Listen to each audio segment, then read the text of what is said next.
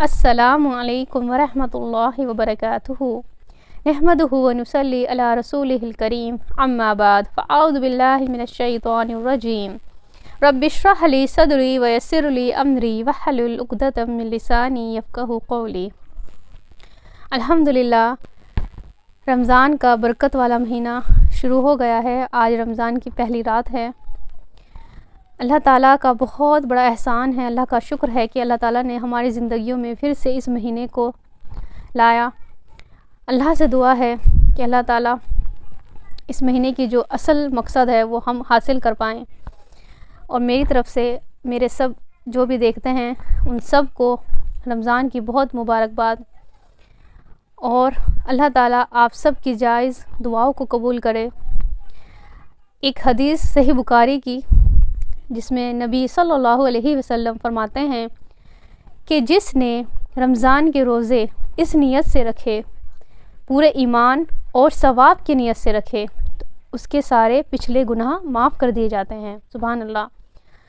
اللہ سے دعا ہے کہ اللہ تعالیٰ ہمیں اس مہینے کا جو اصل مقصد ہے ہم اس کو حاصل کر پائیں۔ کیا مقصد ہے اس مہینے کا؟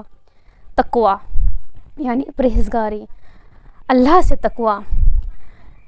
جس طرح سے ہم اس مہینے کو ٹریننگ کہا جاتا ہے، یعنی ہم اس مہینے میں ایک ٹریننگ کی طرح ہے یہ، کہ ہمیں ہر طرح سے، ہر چیزوں سے، ہر حرام چیزوں سے اور ہر طرح کی گناہوں والی چیزوں سے ہم بچ کر رہتے ہیں۔ کوشش کرتے ہیں زیادہ سے زیادہ ہم عبادت میں رہیں، اللہ کی ہر طرح سے اللہ کی عبادت میں لگے رہیں۔ تو یہی ہونا چاہیے کہ باقی کے جو مہینے ہیں، 11 مہینے، ہم اس میں بھی اسی طرح رہیں۔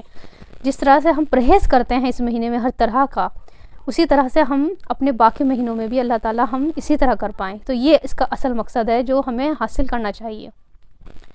اور کوشش کریے کہ زیادہ سے زیادہ قرآن کی تلاوت کریں، اور یہ نہیں کہ میں نے یہ 5 قرآن کر لیے یا 6 قرآن کر لیے، ایسا نہیں ہے۔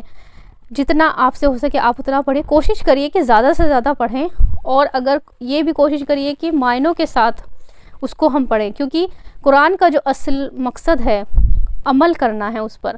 تو جب ہم اس کے معنی کو ہمیں پتہ ہوگا، اس کا ہمیں صحیح اس کی جو تفسیر ہے وہ ہمیں پتہ ہوگی، تو ہم اس پر عمل بھی کر پائیں گے۔ تو تلاوت بھی بہت ضروری ہے، کیونکہ ہر ایک حرف پر 10 نیکی اللہ تعالیٰ اس کی دیتے ہیں۔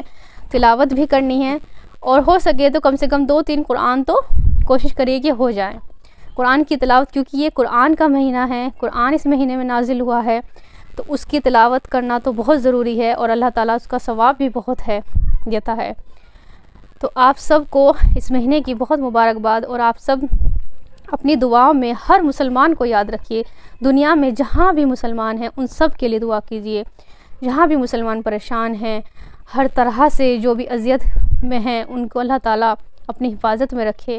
سب مسلمان بھائیوں کے لیے دعا کیجیے اس مہینے میں زیادہ سے زیادہ، اور اللہ سے دعا کیجیے کہ اللہ دین اسلام کو اپنی حفاظت میں رکھے، اور ایک دوسرے کے لیے خوب دعا کیجیے۔